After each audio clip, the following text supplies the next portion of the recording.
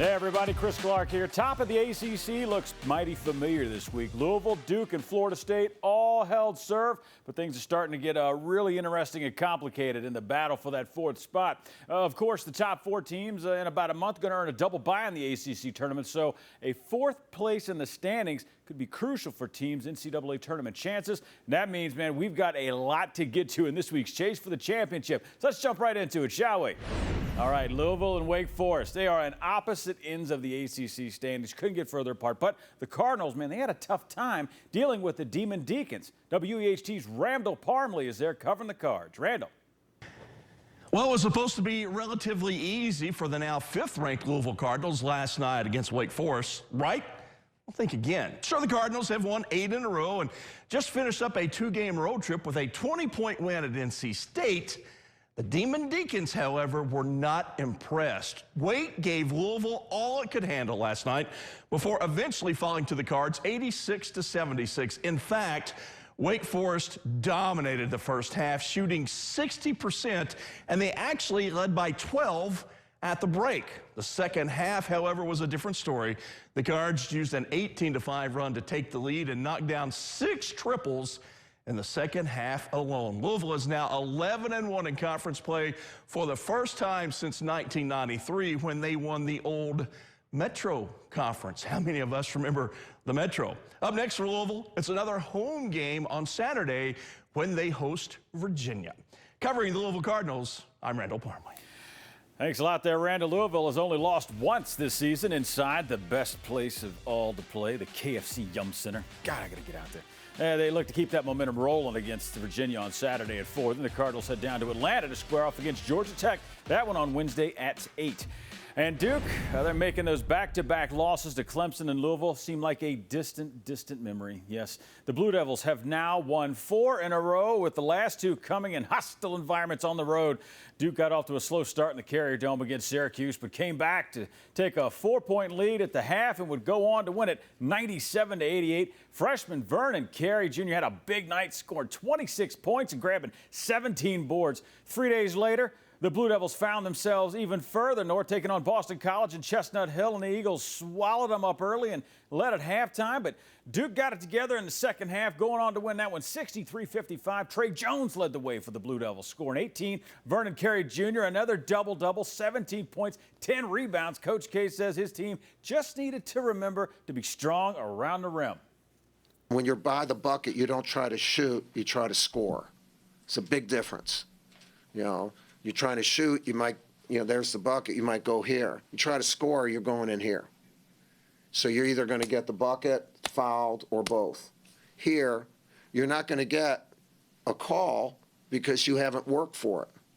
Like, it's not like we were getting fouled. We were shooting the ball.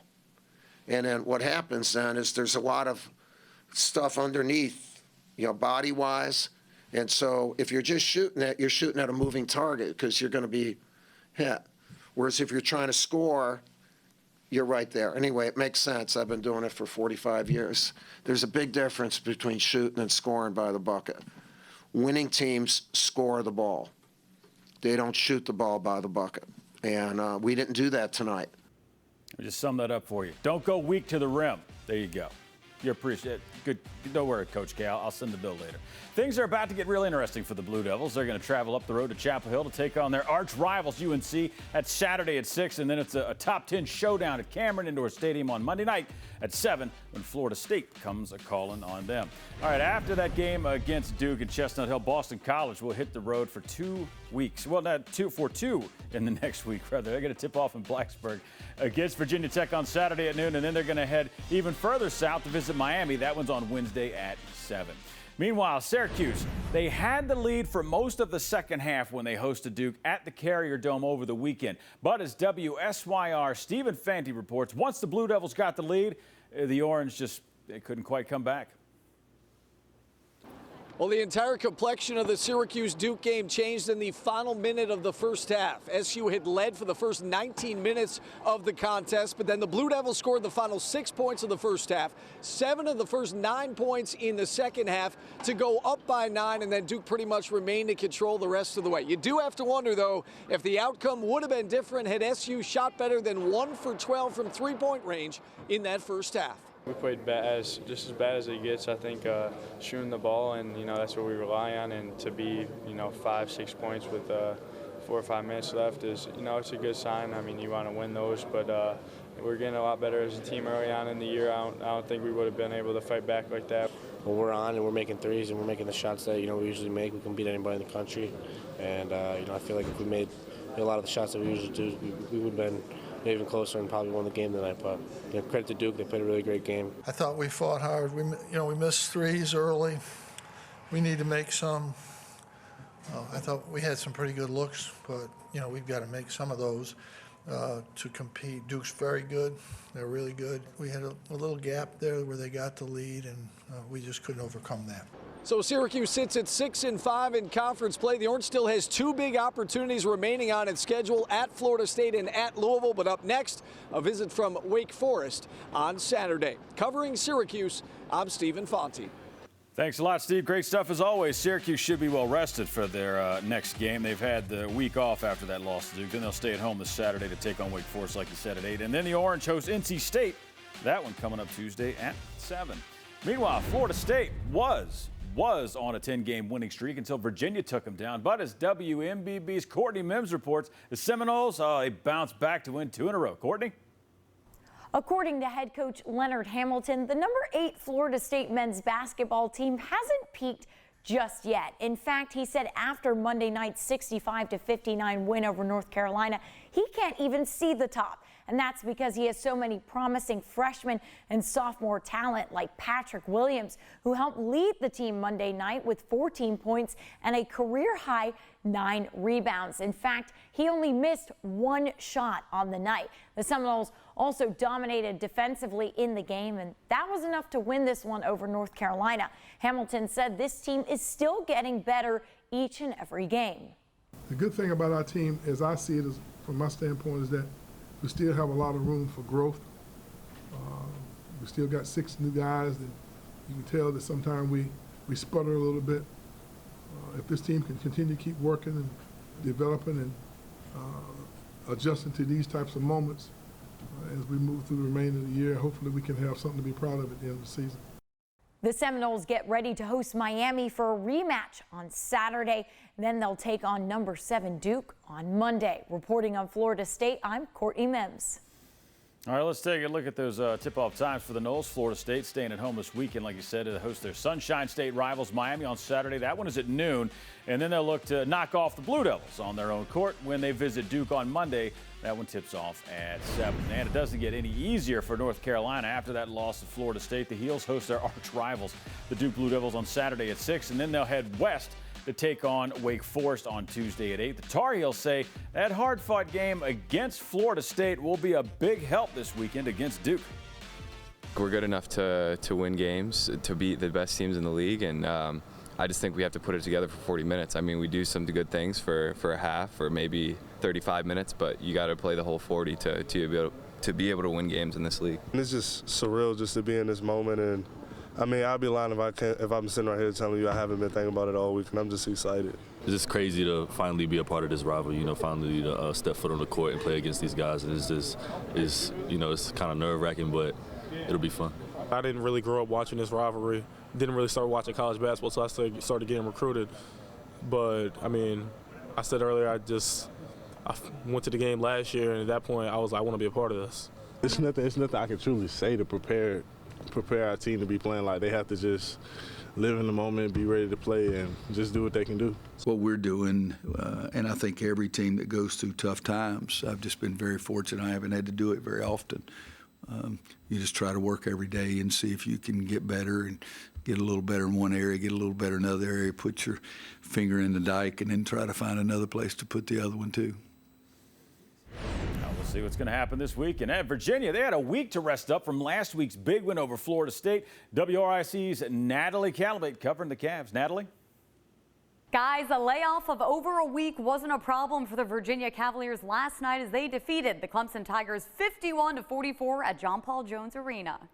Braxton Key's shooting was a major factor as the senior scored 19 points, made 4 3-pointers, and pulled down 8 rebounds. The Tigers, though, clawed back into the game and trailed by only 2, 36-34, with just 6 minutes to go. We played some really good basketball, defended for the most part well, and then their zone, their matchup 3-2 or what have you, gave us some trouble. But Key unlocked the Clemson defense late, hitting 2 more 3-pointers to help UVA finish off the win. Virginia's last 8 games have all been decided by 8 points or less, so the late drama is actually becoming routine for Jay Huff and his teammates. How many times have we been in that position? I think we're almost used to it by now. We almost expect it.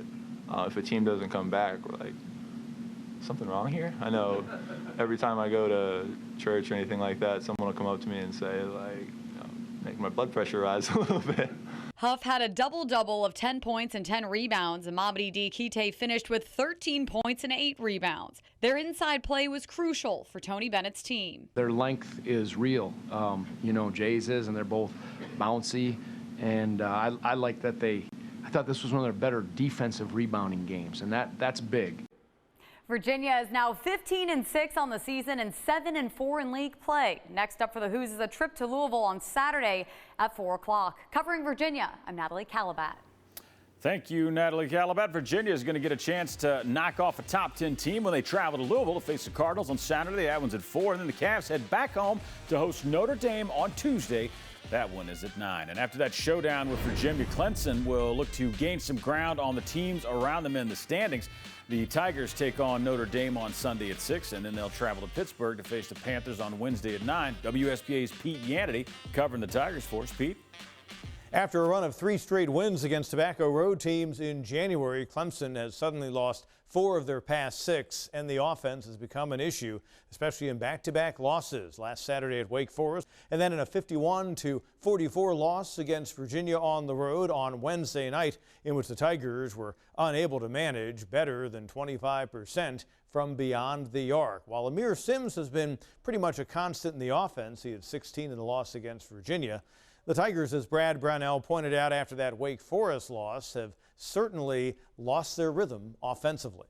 We have to really work to score. We don't have some dynamic guy that can kind of bail us out at the end of the clock. Our team is an execution team. If we're not executing well and working together, we struggle. So Clemson finds itself back to 500 at 11-11 overall and 5-7 in the ACC as they get ready for a Sunday night visit from Notre Dame. It's a key ball game, if nothing else, for positioning for the upcoming ACC tourney. The Irish will come in on a 3-game winning streak and at 5-6 in the league, a half a game ahead of the Tigers in the standings. Covering the Clemson Tigers, I'm Pete Yannity. All right, thanks a lot there, Pete. After looking thoroughly outmatched against Louisville over the weekend, losing by 20, NC State hit the road to take on Miami. The Hurricanes got out to an early lead, but NC State took control with a 15-1 run in the first half. The Wolfpack went from trailing by 5 to leading by 9 thanks to some big buckets by Devin Daniels. The Hurricanes tried to come back in the second half, but NC State held them off and went on to take this one. Final 83-72. Guard C.J. Bryce led the way for the Pack with a double-double, scoring 22, pulling down 11 boards. Markel Johnson had a double-double of his own with 19 and 12 assists. First half, I thought Devin Daniels was really good. And then when you look at the second half, I thought Braxton Beverly and C.J. Bryce and obviously Markel Johnson had a special night for us. We had some adversity, and we fought through. And that's what we've been talking about with these guys is that throughout every game, you're going to have some type of adversity. How do you respond? You know, when they cut the lead to 3, we found out a lot about our team. So happy to get it. The league is as balanced probably as it's been in a while. And just to get a road win is really good for us. We got a lot of basketball left in us, and these guys got a lot of fight in them. I told them after the game, I said, look, on every game, I'm going to be on high intense. and I'm going to be after it. And I was after it tonight. I was really after it, and that's where I want those guys to respond to the remaining amount of games that we have in the league. And we were able to stop the bleeding a little bit. You know, nobody wants to lose 3 in a row. Our league is crazy.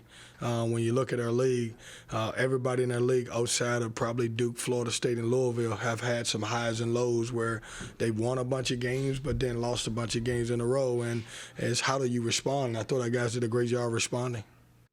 Going to make that ACC tournament something special. Miami faces a tough test this weekend. They're going to head up to Tallahassee to take on Florida State. That one tips off at noon on Saturday. Then it's back home for a matchup against Boston College. That one on Wednesday at 7. And after a slow start, Notre Dame is starting to gain some momentum, little momentum there on the ground, on the teams rather, at the top, as WTTV's Dave Griffiths reports. The Irish now on a 3-game win streak. Dave? Could Notre Dame finally have turned the corner? After a 2-6 start, the Irish are now winners of 3 in a row in the ACC, 2 of those over this past week. Coincidentally, both of those by the same score, 80-72. First up was Georgia Tech, and as you would expect, another double-double from John Mooney led the way. 10 rebounds and 28 points. That matched a season best for the senior big man. Also secured a regular season sweep of the Yellow Jackets. Then came Pitt, and another strong performance from Mooney. His 18th double-double of the year, 17 and 10.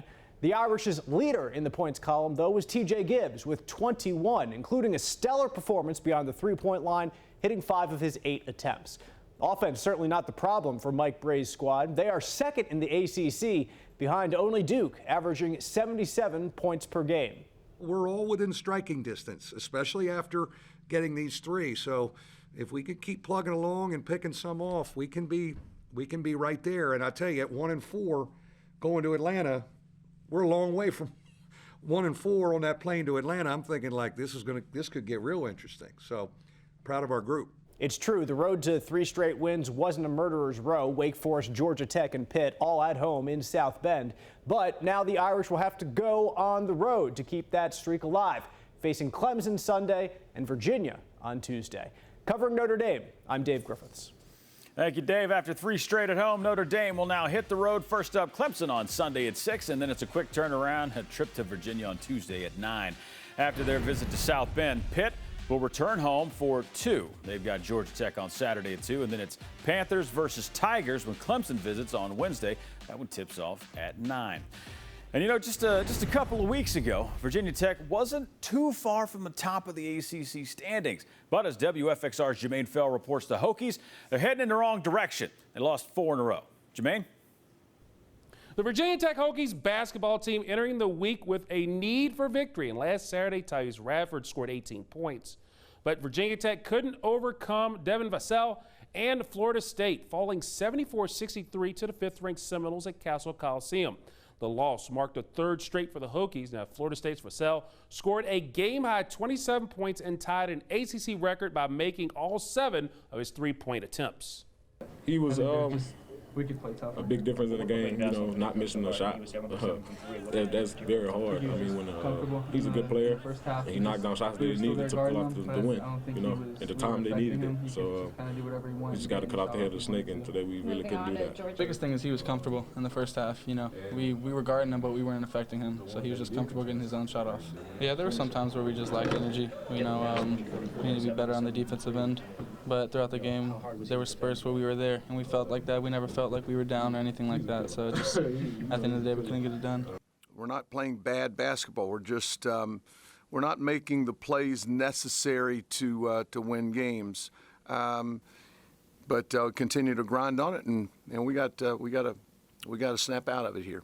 Seeking a bounce-back victory, the Virginia Tech men's basketball team couldn't get it done in Atlanta, falling to the Yellow Jackets 76-57 on Tuesday night inside McComish Pavilion. It was the 4th straight loss for the Hokies. Now, Virginia Tech stumbled against Georgia Tech, marking the first time that Virginia Tech has suffered a loss to the Yellow Jackets since 2014 as their 6-game winning streak was snapped. Tech saw contributions from guard Tyrese Radford, who scored 12 points to lead the Hokies, and redshirt freshman Landers Nolley, who registered 10 points. Now the Hokies, they fall to 14-9 overall and 5-7 in the ACC. Now the Hokies will return to Blacksburg for a 3-game home slate, beginning with Boston College on Saturday at noon at Castle Coliseum. They're looking for a little revenge against the Eagles. Covering the Virginia Tech Hokies, I'm Jermaine Farrell. As always, man, great stuff, Jermaine, great stuff. And after that matchup against Virginia Tech, Georgia Tech hitting the road to visit Pitt on Saturday at 2, and then it's back home for a big one. Louisville heading to Atlanta for an 8 o'clock tip-off on Wednesday. WJBF's Brendan Robertson is covering the Yellow Jackets there for that one. And Wake Forest picked up a win over Clemson, but they're still at the bottom of the ACC standings. But as WGHP's Danny Hardin explains, they're about to get a huge boost from a returning player. Welcome back, Sean D. Brown. Wake Forest really struggled while Brown sat out with an injury, losing 6 of 7. They missed his scoring, his tough defense, his leadership, his ability to have breakout games, like the 26 he dropped on Xavier or the 25 against A&T. Brown is healed up and back on the court for the Deacons. I'm so happy for him just to be back out there on the court. I mean, missing that many games is tough for somebody like Sean D. We really missed him. We really needed him. You know, he's back. He's got to get him going and get his conditioning up a little bit and just get ready to rock and roll from there. I could see things from the side of the court that I didn't see when I was on the court, because, you know, you're on the court, your mind's racing. But, you know, off the court, I see things that the coaches see that I didn't see as a player. It's a team game, and you go into every season preparing your team for all types of situations, and injuries are a part of sports, and they're unfortunate and a lot of times unforeseen, but it does create opportunities for other guys to create moments for themselves. And we've certainly had a lot of opportunities for guys to have their moments, and you know, we feel like it's made us a stronger team. Brown gives Wake Forest another go-to guy, a player who can get you that key basket, especially at the end of tight games. Next up for Wake, a road trip Saturday night against Syracuse. Reporting on the Deacons, I'm Danny Harnden. Thank you very much, Danny. That game at Syracuse tips off at 8 on Saturday. Then it's back to Winston-Salem to host North Carolina on Tuesday. That one tips off at 8 as well. Well, about a month left in the ACC regular season. And that means teams need to make a push if they want to get into that big dance this spring. Joining us now to break it all down, Jason Logan from Covers.com. The main event of the weekend is that Tobacco Road rivalry between Duke and North Carolina. However, this year's edition doesn't seem like a fair fight, if you're asking me and a bunch of people around here. Can the Heels step up against the Blue Devils at home is the question. Yeah, maybe this is the turning point for their season here, but they're definitely playing better basketball right now. 4-1 against the spread in their last 5 games, despite going 2-3 straight up in those. They got Cole Anthony back, and that's sparking this team a little bit. Generally, they've been a good bet against Duke. They've actually covered in 4 straight against the Blue Devils, 5 of the last 6, but as you alluded to, there is a big gap in talent between these two teams, and we are going to see North Carolina as a home underdog in this game, which is rare. We actually have to go all the way back to February 20th, 2014. That's the last time UNC was getting the points inside the Dean Dome against the Dukies.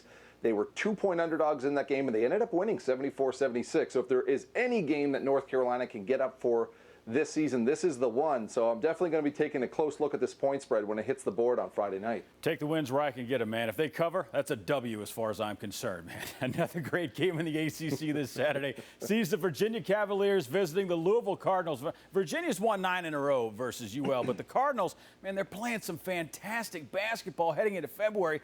Can they end Virginia's head-to-head dominance? Yeah, you're right. They're playing great basketball right now. An average margin of victory around 18 points over those wins over Clemson and Boston College and NC State. Cardinals kind of firing on all cylinders here on offense and defense. However, the one thing, they're playing sloppy basketball. They're not taking care of it. Almost averaging 14 turnovers during this winning streak, this red-hot run. And now they take on Virginia, which has its shortcomings on offense, but is still among the defensive elite. The Cavs have been a good bet against UL, covered in 6 of the last 10, but they've been an inconsistent play this season. Now, Cavaliers coming on, they had that big win over Florida State. That boosted their tournament resume. And if they can pick up a win here over Louisville, this pretty much punches their ticket to the big dance. So this is a huge game for Tony Bennett's team. There's a lot of chatter about the bracket as we get closer to March. And there's a good possibility the ACC could send as few as 3 teams dancing come Selection Sunday, which just seems unreal to me. Now, which would be the conference's fewest NCAA team since 2000, getting technical here? Which other ACC school could sneak up into that field of 68 in your opinion?